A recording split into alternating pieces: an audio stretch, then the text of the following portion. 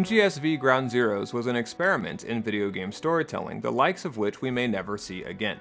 This is a short video about how and why.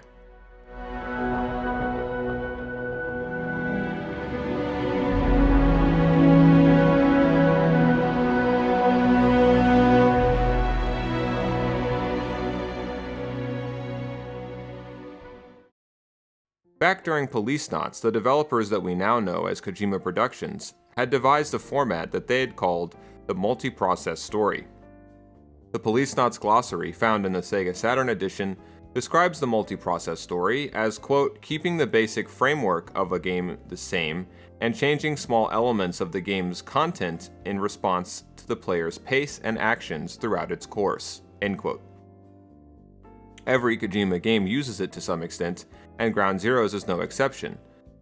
We see the multi-process story in many elements found in Ground Zeroes, from the many different possible objects and areas you can get intel about to the overheard guard conversations. But Ground Zeroes and the Phantom Pain would revolutionize this approach of the multi-process story in more ways than one. When creating MGS1, Kojima devised a new paradigm which he called digital fusion. Digital fusion took elements from interactivity and Hollywood-style storytelling and blended them together. I submit that Ground Zeroes is the culmination of this idea, which would blossom into its full potential with the Phantom Pain. Digital fusion combined with the multi-process story gave us the genius of these two games. Metal Gear Solid 5, Ground Zeroes. From 2D to 3D, then voice. And freedom of movement. Facial expressions, too. I guess your face has a few new wrinkles, but I've never seen more emotion expressed through it. Joy, and rage, too. What an age we live in, huh, Snake? Wonder what they'll think of next. In earlier MGS games, the story would be presented in a conventional Hollywood fashion, with long, mostly non-interactive cutscenes. Gameplay would then occur between these scenes and follow their linear process. In traditional MGSs, there were also so-called codec radio dramas that could play out more dynamically, depending on who, when, and where the player called.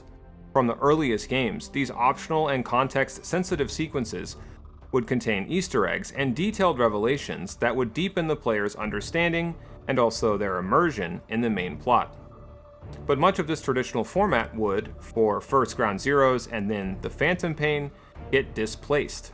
In the new order of MGS, the distinction between the central narrative and non-essential or Easter egg style details somewhat disappears. If prior entries in the series were made up in terms of essential and non-essential story sequences by needles and hay, Ground Zeroes established a new, perhaps more appropriate presentation for espionage fiction, where needles were hidden within stacks of other needles. But not only would Ground Zeroes blend together the main storytelling with the Easter eggs and non-essential content, it would also fuse narrative with interactivity in several intriguing and vital ways. Ground Zeroes was a fitting embodiment of the themes and the eras that it set out to depict, precisely because it refused to tell you the truth, let alone tell you it in the right order. The player is thereby tasked with a sort of forensic reconstruction, which requires a series of steps before you can even begin the process of intel analysis and figuring out some idea of what's actually going on. In a way, the process of gathering or intercepting information, analyzing it, then returning to previously played missions to measure your new theories against the cutscenes which contained hidden depths that would still continue to elude you, it could be called a kind of metagame, one that never has to be game over. What made this revolutionary was it blurred the old line in MGS between a story you could experience only once, contrasted with a gameplay experience that got richer the more you learned how to play it. Starting with Ground Zeroes, the MGS storyline itself became a kind of game, and because of the unique and haunting way that it played out, some answers you would just never receive. Some questions would always linger. For die-hard fans, this brought us back again and again, with no end in sight, not unlike the War on Terror in a way. One example came during the side-op CIA classified intel acquisition. The asset is one of the base personnel, and when you wake him up so he'll make contact with the real person of interest that you're looking for, you just don't know it at first, a skull-headed man that he reports to, just like any other enemy during standard gameplay, the asset radios in and will raise the base's alertness. See what I mean about the blurred line between gameplay and story? We even see aspects of this blurred line and also this metagame idea in the main mission itself, given that first-time players have to use a tape that Chico provides you to reconstruct the route that he was taken on, which leads you straight to your second rescue target, Paz.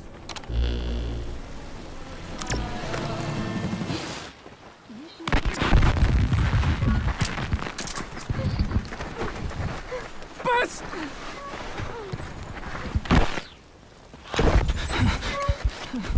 On your feet. Okay. Chico was taken out of his cage. Did he leave the tape recording while he was being moved? Ground Zeroes begins at the end of a story that will not be completely obtained by the player unless they go out of their way to pick up all 8 or 9 Easter egg cassette tapes. You played through the main campaign for the first time thinking that you'd be saving the lives of 2 young POWs, Chico and Paz, characters who both originated during the previous game, MGS Peace Walker. It is only in the shock and confusion that you'd experience at the end when this heroic rescue mission took everything from you but a thirst for revenge that you realized the entire time you were the real one in danger. In the iconic words of Commander Miller, They played us like a damn fiddle! that you had been played like a damn fiddle. But as soon as this realization sunk in, it was too late to change anything. Ground Zeroes descended into a stranger and even more surreal collection of additional missions that each played out like either nightmares or simulations, echoes of the trauma of the main campaign.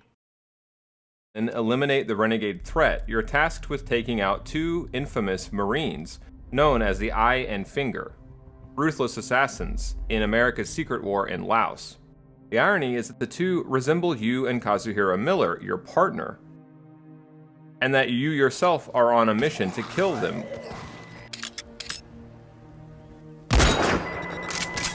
This felt resonant with the grief and guilt, which were both carryovers from the end of the main campaign. In Intel Operative Rescue, meanwhile, you have to conduct a kind of aerial assault on the base to rescue an undercover agent who just so happens to be Hideo Kojima himself. And he hands you one of the 7 necessary Chico tapes. In Classified Intel Acquisition, which I've already mentioned, your job is obtaining another cassette tape from a contact who's actually been forced to set you up. Are we on? He made contact, and I told him to head to the central control tower. He had an eye patch over his right eye? Yeah, just like you guys said, it was him. Am I done now? We're all set up in our end, too. Now we just wait for this boss to show. So you're not gonna touch my family, right? Depends on how it goes. Better start praying. The second tape, the really important one, you can only get by interrogating the contact's handler. This classified intel data, as it's called, and this really illustrates how Ground Zeroes involved a kind of metagame, can't be played in Ground Zeroes itself. This is a nod to POLICENAUTS actually, where an important data disk is concealed within someone's CD collection.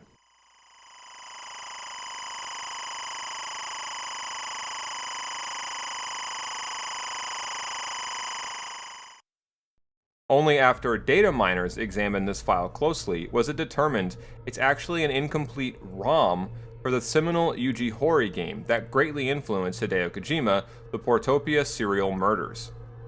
In Destroy the Anti-Air Emplacements, Snake is given the job of covertly sabotaging the defense installations of a mutinous cabal within the military-industrial complex. Yet, concealed in the boiler room is a POW who provides unbelievably important intel on the entire facility, with direct implications for both stories of Ground Zeroes and the Phantom Pain. They're dealing in leverage and foreign administrations. Backdoor money. Scandals. Financial fraud. share information the governments want to sweep under the rug. They gain leniency for their agencies. Human Exploitation Company. It's a business specializing in intel gathering. Think of it as a civilian intelligence agency. That's... Remember what they were trying to accomplish at the prison facility in Cuba? That gave me the idea. But yet another case in point for the metagame of Ground Zeroes are the XOF patches, spread like ashes across the main mission, which, if you collect them all, unlock 2 additional, much more relaxing and good-humored ops, Deja Vu and Jamais Vu. These were for hardcore Kojima and MGS fans, stuffed as they were full of Easter eggs and little allusions to his entire body of work. Snake's model was 3,500 polygons. Kazumira. It's Japanese for peace. Metal Gear Solid. Peace Walker. You did it. You erased all the markings. Every one of them will always be with you. You seem to be a fan of Hideo Kojima games. Thank you for your support. When you complete any of the missions in Ground Zeroes, depending on your rank, additional weapons are unlocked for further replays. These, along with the trials that you can embark on in order to get the best score or beat your previous best score, went a long way towards giving Ground Zeroes an almost arcade game feel. One that brought you, no differently than the story, back over and over again. But here too, we find another line has been blurred. In prior MGS titles, optional side missions were almost always presented and contextualized as not part of the main story, as something just for fun. Like, for example, in the early days of the series, the VR missions. But in the new order offered by Ground Zeroes, it became deliciously impossible to sort between fact and fiction, in front of and behind the fourth wall. What would be essential and non-essential content to the main story. After all, some of the tapes that you need for the full story got hidden in these side missions in Ground Zeroes. There were key bits of intel that you'd only be able to pick up by transporting POWs in them as well. So you see, the game of trying to figure MGSV out never ended. It just got deeper and more ambiguous. Incredibly, Ground Zeroes would also prefigure the events and themes of the Phantom Pain more than anyone when we played it at the time could have guessed.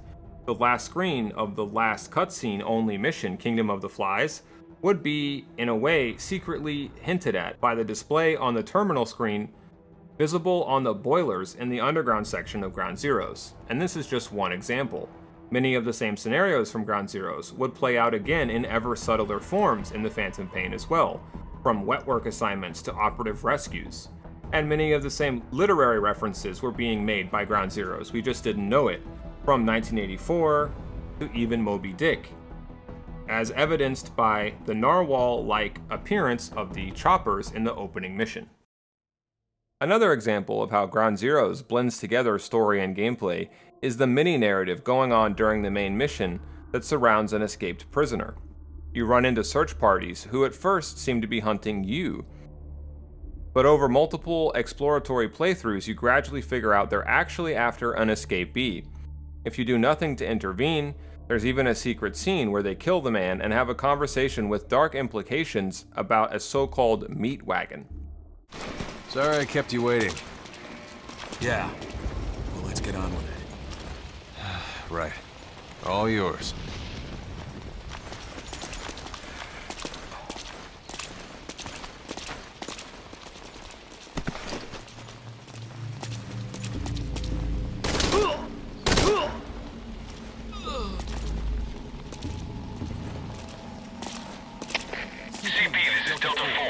Situation resolved. Returning to posts.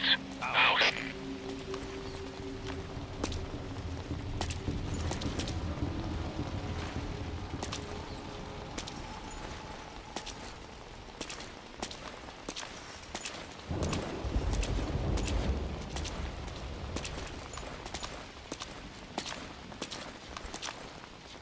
You men can return to your posts. I'll wait here till the meat wagon turns up. This brings up another incredible aspect to how Ground Zeroes moved forward the multi-process story. It featured a ton of content that could only be experienced in a very precise way and order. and much of it had direct implications for the main story. Take, for example, the special call that you get only if, as far as I can tell, you go around Chico's back, literally, in the old prison. Or the cassette tape you can only rescue from the garbage in time if you go against what the game tells you to do and visit the admin building before the old prison. The game opens with an incredibly cryptic conversation that nonetheless deeply immerses the player in a realistic world where characters don't just say exposition like in less realized fiction. Ground Zeroes use an opening scene so full of little details and ambiguities that it became like a Rubik's Cube or cipher. The more you studied and attempted to decode, the more unbelievable little horrors and ecstasies awaited you. The scene used impossible lighting sources and borderline optical illusions as a new kind of octo camo, so to speak. As two just random examples, there are false POWs in the opening in the background, dogs that seem to disappear, and Skullface's rain-splattered jacket, which starts to resemble snakeskin.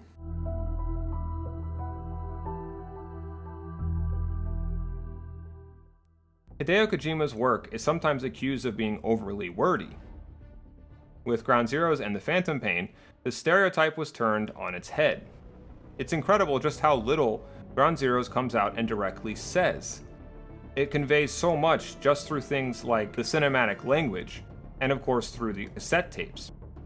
The player is left with an indirect and intensely emotional experience, an ambiguous experience, that would usually drive them, as I said, back and back again into the game just to try to find answers. But answers were precisely the ghost that, like a real crime scene, Ground Zeroes just refused to give up.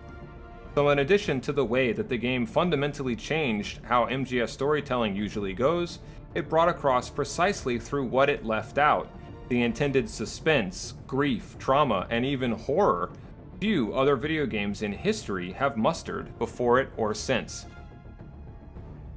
Another line blurred by Ground Zeroes was the one separating the game from the drama that surrounded Kojima's acrimonious departure from Konami. In the Deja Vu side-op, numerous hints to the crisis exist. The balance between storytelling and gameplay achieved by Ground Zeroes first and later the Phantom Pain represented a major stride forward for the entire medium, I'd argue. This is no $40 demo, it is a liberator. A liberator from the confines codified by industry norms that ironically were first established by older MGS titles themselves. Even today, most games still keep story and gameplay somewhat separate. But with new titles like Control or Return of the Obra Dinn, it seems the Ground Zeroes revolution may live on to change the future. Control may not mix story and gameplay to quite the same extent as Ground Zeroes, given most of the time you're flying and gunning endless waves of enemies. But the batshit storyline of Control, like Ground Zeroes, bleeds into the game's overall presentation, particularly when it comes to navigating the psychedelic bad trip of a maze the game calls the oldest house. Return of the Obra Dinn, on the other hand, feels like a perfect complement for Ground Zeroes. It requires more detective work and less sneaking, sure, but the way you have to piece back together fragments of the truth by little sequences from the past you obtain as replayable snippets, it's strongly similar to how Ground Zeroes uses cassette tapes. Until next time, boss.